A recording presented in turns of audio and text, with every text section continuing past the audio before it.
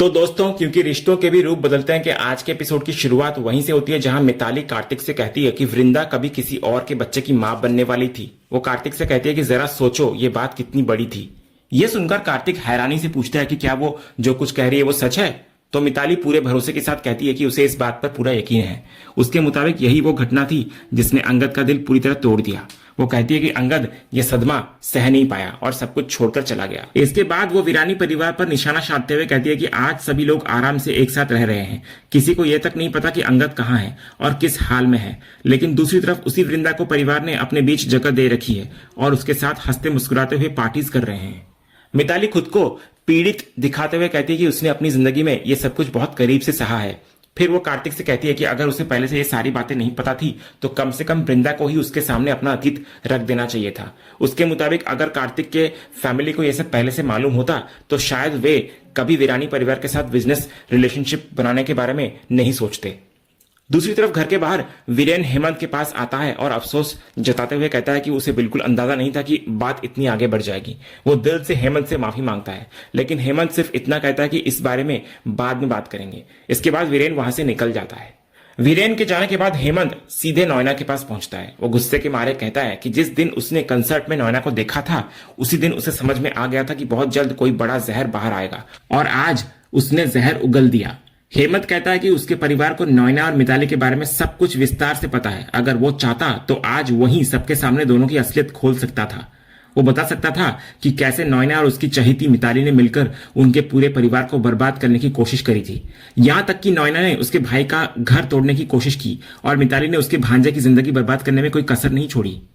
नोएना तभी बीच में उसे रोककर अपनी बात समझाने की कोशिश करती है, लेकिन हेमंत उसकी एक भी बात सुनने को तैयार नहीं होता। वो कहता है कि जिस दिन उसे पता चला था कि नोएना इस बिजनेस से जुड़ी हुई है उसी दिन वो चाहता तो कार्तिक को अलग ले जाकर एक एक सच बता सकता था। अगर वो ऐसा करता तो शायद उसी दिन यह रिश्ता खत्म हो जाता, लेकिन उसने ऐसा नहीं किया क्योंकि वो नोएना और मिताली जैसा इंसान नहीं है। हेमंत कहता है कि वो एक संस्कारी परिवार से आता है जहां यह दिखाया जाता है कि किसी भी औरत की इज्जत सबके सामने उछाली नहीं जाती, इसलिए उसने हमेशा मर्यादा बनाए रखी।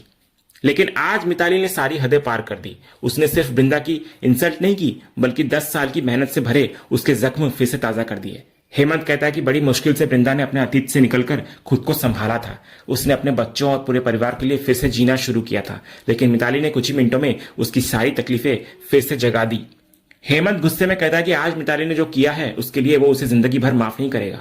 नोएना इधर बार बार उससे एक बार उसकी बात सुनने की विनती करती है, लेकिन हेमंत उसको बीच में ही रोकता है और कहता है कि अब वो एक शब्द भी सुनना नहीं चाहता। वो आगे बोलता है कि मिताली ने जो कुछ किया है उससे उससे दोनों से नफरत हो गई है। उसके मुताबिक आज सिर्फ वृंदा का नहीं बल्कि एक औरत, एक माँ और पूरे परिवार के सम्मान का अपमान हुआ है, इसलिए वो ना तो नोएना को और ना ही मिताली को कभी माफ करेगा। आखिर में वो कहता है कि अगर उसमें जरा सी भी शर्म और सम्मान बचा है तो दोबारा कभी उसके सामने आने की कोशिश न करे। इतना बोलकर हेमंत गुस्से के मारे वहां से निकल जाता है। उधर घर के अंदर मिताली एक बार फिर कार्तिक को भड़काने की कोशिश करती है। वो कहती है कि उसे वृंदा के मासूम चेहरे पर बिल्कुल भरोसा नहीं करना चाहिए। बाहर से वो जितनी सीधी और भोली दिखाई देती है असल में उतनी ही चालाक है। उसे अच्छी तरह पता है कि लोगों की सहानुभूति कैसे हासिल करनी है और खुद को हमेशा बेचारी कैसे दिखाना है। इसी बीच नोएना वहां पहुंचती है और मिताली से कहती है कि अब बहुत हो चुका है, इसलिए वहां से चलना चाहिए। जाने से पहले मिताली कार्तिक से बोलती है कि उसे पता है उसने एक साथ बहुत सारी बातें बता दी है उसे, इसलिए ये सब समझने और स्वीकार करने में कार्तिक को थोड़ा वक्त लगेगा, लेकिन उसने जो कुछ भी कहा वो सिर्फ उसके भले के लिए कहा है। आखिर में मिताली कार्तिक से बोलती है कि अगर आगे कभी भी उसे किसी बात की जरूरत पड़े या कोई सवाल हो तो वो बेझिझक उससे बात कर सकता है क्योंकि वो हमेशा उसके साथ खड़ी रहेगी। इतना बोलकर मिताली वहां से चली जाती है। अगले सीन में वृंदा अपने घर पर अकेली बहुत परेशान होकर अंगद को याद कर रही होती है। अंगद भी इधर अकेला बैठा हुआ वृंदा को याद कर रहा होता है। तभी उसकी नजर ब्रेसलेट पर जाती है। वो अपने ड्रॉअर से निकालता है उसे और उस पर वृंदा की फोटो होती है। वो उसको उतार कर देखता है। वृंदा की तस्वीर देखते ही अंगद भावुक नजर आता है। वो मन ही मन कहता है कि उसे नहीं पता कि इस वक्त वृंदा कहाँ होगी, लेकिन उसका दिल बहुत घबरा रहा है। उसे बिल्कुल अच्छा महसूस नहीं हो रहा। वो बस यही दुआ करता है कि वृंदा जहां भी हो सुरक्षित हो और अपना ख्याल रख रही हो। इसी बीच अंगद के लैपटॉप पर एक नया मेल आता है। वो मेल खोलकर जाकर देखता है जिसमें एक शायरी का लिंक होता है। साथ में लिखा होता है कि शायद ये शायरी भी एवी नहीं लिखी होगी। ये पढ़कर अंगद हैरान नजर आता है। वो खुद से कहता है कि उसने आखिर कब कोई शायरी लिखी। इसके बाद वो उस लिंक को खोलता है। वहां एक दर्द भरी शायरी लिखी होती है जिसमें उदासी, तन्हाई, बेबसी और बेमतलब सी जिंदगी का जिक्र होता है। शायरी में एक टूटे हुए इंसान का दर्द, खालीपन और बिछड़ जाने के बाद की तकलीफ साफ झलक रही होती है। शायरी पढ़ने के बाद अंगद काफी देर तक उसको देखता रहता है। फिर वो कहता है कि इस शायरी का एक एक शब्द ऐसा लग रहा है जैसे उसके अपने दिल की बात है। उसे समझ नहीं आता कि कोई अनजान इंसान उसकी भावनाओं को इतने करीब से कैसे लिख सकता है। दूसरी तरफ यही शायरी वृंदा ने अपने अकाउंट पर अपलोड की होती है। वो अपने लैपटॉप पर देख रही होती है कि काफी लोग उसकी शायरी को पढ़ रहे हैं और उसको पसंद भी कर रहे हैं। तभी अचानक उसको दिखता है कि किसी ने अभी अभी उसकी शायरी को लाइक किया है, लेकिन कुछ ही सेकंड बाद वो लाइक अचानक गायब हो जाता है। वृंदा हैरानी से कहती है कि अभी तो किसी ने उसकी शायरी पसंद की थी, फिर अचानक लाइक कहां चला गया। उसे समझ आ जाता है कि जिसने लाइक किया था उसी ने तुरंत उसको हटा भी दिया। इसी बीच उसके कमरे के दरवाजे पर दस्तक होती है, तो आवाज सुनते ही वृंदा तुरंत अपना लैपटॉप बंद कर देती है। उधर दूसरी तरफ विकास अंगद के घर पहुंचता है। अंदर आते ही वो पूछता है कि अभी तक वो सोया क्यों नहीं। तभी इतने में अंगद की नजर बिस्तर पर रखे उसी ब्रेसलेट पर पड़ती है जिसमें वृंदा की तस्वीर छिपी होती है। वो मनी मन घबराता है कि अगर विकास ने उसको देख लिया तो उसके सामने उसका राज खुल जाएगा। इसलिए वो तुरंत बात को बदलते हुए विकास से कहता है कि बिना बताए उसके घर में इस तरह घुसने की क्या जरूरत थी उसे। उसने चाबी किसी इमरजेंसी के लिए दी थी उसे, रोज ऐसे आने के लिए नहीं। तो विकास मुस्कुराकर कहता है कि उसके लिए यही इमरजेंसी थी। उसे अपने भाई जैसे दोस्त की चिंता हो रही थी, इसलिए वो उससे मिलने चला आया। इसके बाद विकास पूछता है कि उसने अपनी पैनिक अटैक की दवाई ली या नहीं। तो अंगद कहता है कि उसने दवा ले ली है और अब वो बिल्कुल ठीक है। लेकिन विकास कहता है कि शरीर से ठीक होने और दिल से ठीक होने में बहुत फर्क होता है। उसके मुताबिक अंगद के दिल में अभी भी वही गिल्ट है कि उसने किसी दूसरे इंसान के लिरिक्स इस्तेमाल किए हैं। फिर विकास मुस्कुराते हुए कहता है कि गिल्ट होना अपनी जगह ठीक है, लेकिन अपने ही दुश्मन की पोस्ट को लाइक करना तो और भी बड़ी परेशानी खड़ी कर सकता है। अगर लोगों ने ये देख लिया तो न जाने कितनी बातें बनने लगेंगी, खासकर उसके फैंस जो छोटी छोटी बातों को भी दिल से लगा लेते हैं। ये सुनकर अंगद पूछता है कि क्या विकास ने वो लाइक देख लिया था। तो विकास हंसते हुए कहता है कि बिल्कुल देखा था उसने। आखिर वो अपने सुपरस्टार दोस्त को संभालता है, इसलिए उसकी नजर हर छोटी बड़ी चीज पर रहती है। इस पर अंगद सफाई देता है कि वो लाइक जानबूझकर नहीं किया था उसने, गलती से उसका हाथ वहां पड़ गया था। लेकिन विकास को उसकी बात पर भरोसा नहीं होता। वो पूछता है कि आखिर उस राइटर में ऐसी क्या बात है जिसकी वजह से अंगद बार बार उसकी तरफ खींचा चला जा रहा है। इतना बोलकर विकास अंगद का लैपटॉप अपने हाथ में लेता है और वही शायरी को पढ़ता है। शायरी पढ़ने के बाद विकास कहता है कि मानना पड़ेगा, जिसने भी ये लिखा है उसके शब्दों में उतना ही दर्द है जितना दर्द अंगद अपने दिल के अंदर सालों से छुपाकर घूम रहा है। लेकिन अंगद तुरंत बात को पलट देता है। वो कहता है कि विकास बेकार की बातें ना करे, उसके दिल में ऐसा कोई दर्द नहीं है। लेकिन विकास मुस्कुराते हुए कहता है कि अब क्या वो उससे भी अपनी सच्चाई छिपाएगा। इसके बाद वो अंगद से एक के बाद एक सवाल पूछने लगता है। वो कहता है कि आखिर असली अंगद कौन है, कहां से आया है और उसकी पूरी कहानी क्या है। वो हर वक्त एवी का मुखौटा पहनकर क्यों जी रहा है, आखिर अपनी असली पहचान दुनिया से क्यों छिपा रहा है। इस पर अंगद थोड़ा सख्त होकर कहता है कि विकास भी अब मीडिया वालों जैसी बातें करने लगा है। वो कहता है कि दुनिया उसे एवी के नाम से जानती है, वो उसी नाम से परफॉर्म करता है और उसके लिए भी उसकी पहचान सिर्फ एवी ही है, उसके अलावा उसकी कोई दूसरी पहचान नहीं है। दूसरी तरफ नॉयना मिताली से काफी नाराज दिखाई देती है। वो कहती है कि इसी वजह से वो बार बार उसे मना कर रही थी। उसे पहले से पता था कि इतने साल बाद फिर से वीरानी परिवार के साथ जुड़ना और उनके साथ बिजनेस करना आसान नहीं होगा। अतीत इतनी आसानी से मिटता नहीं है।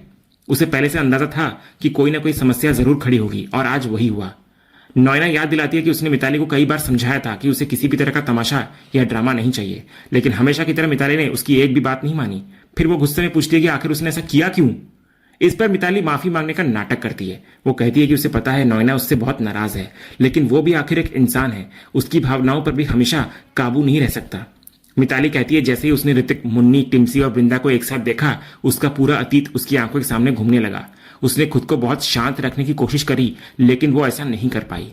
वो आरोप लगाती है कि वीरानी परिवार पूरे समय यही दिखाने की कोशिश कर रहा था कि वे एक आदर्श और खुशहाल परिवार है।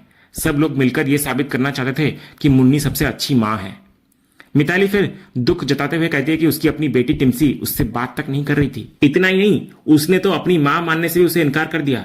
इसके बाद वो फिर से वृंदा पर निशाना साधती है। वो कहती है कि अगर इस पूरी कहानी में सबसे ज्यादा चालाक कोई है तो वो सिर्फ वृंदा है।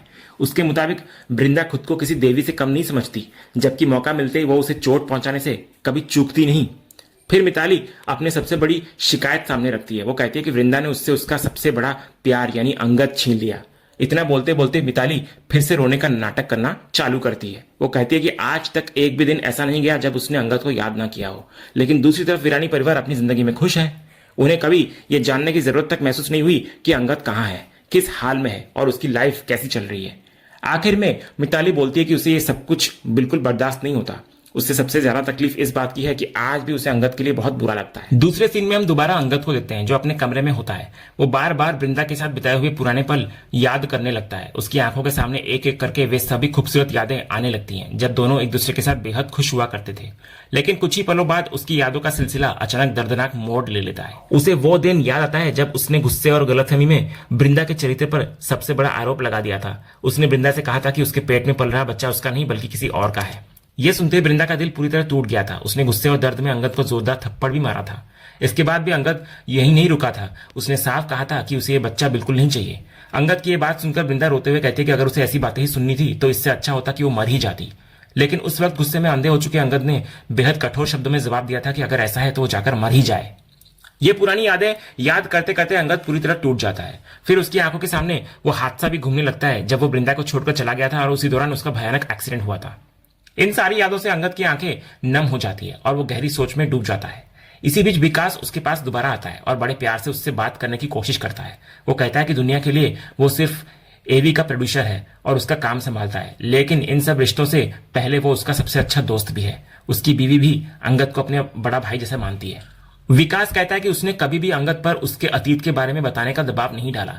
न उसने कभी जबरदस्ती सवाल किए और न ही अंगद ने कभी कुछ बताया। लेकिन एक दोस्त होने के नाते उसे इतना जरूर महसूस होता है कि अंगद की जिंदगी में कभी ऐसा कुछ हुआ है जिसने उसे अंदर से पूरी तरह बदल दिया। वो कहता है कि उसे साफ दिखाई देता है कि अंगद अपने जज्बातों को दुनिया से छिपाने की कोशिश करता है, लेकिन उसके गाने कभी झूठ नहीं बोलते। हर गाने में उसके दिल का दर्द साफ सुनाई देता है। विकास आगे बोलता है कि आज जिस तरह अंगद उस अनजान राइटर की शायरी को पढ़कर बेचैन हो गया था और जिस तरह उसने उसके लिए रिएक्ट किया, उससे साफ समझ आता है कि उस राइटर की कहानी कहीं ना कहीं अंगद की कहानी से जुड़ी हुई है। उसके मुताबिक अंगद हर दिन अपने अतीत और अपने दर्द से भागने की कोशिश करता है, लेकिन जैसे ही वो कोई नया गाना गाता है उसकी वही पुरानी यादें और वही दर्द फिर से उसके सामने आकर खड़े हो जाते हैं। इतना कहने के बाद विकास एक बार फिर अंगद से सच जानने की कोशिश करता है। वो उससे कहता है कि अब तो बता दे कि आखिर उसके दिल में क्या चल रहा है। वो कब तक सब कुछ अपने अंदर दबाकर रखेगा। लेकिन विकास के इतने समझाने के बाद भी अंगद पूरी तरह खामोश रहता है। वो कुछ भी नहीं कहता और चुपचाप अपनी सोच में डूबा रहता है।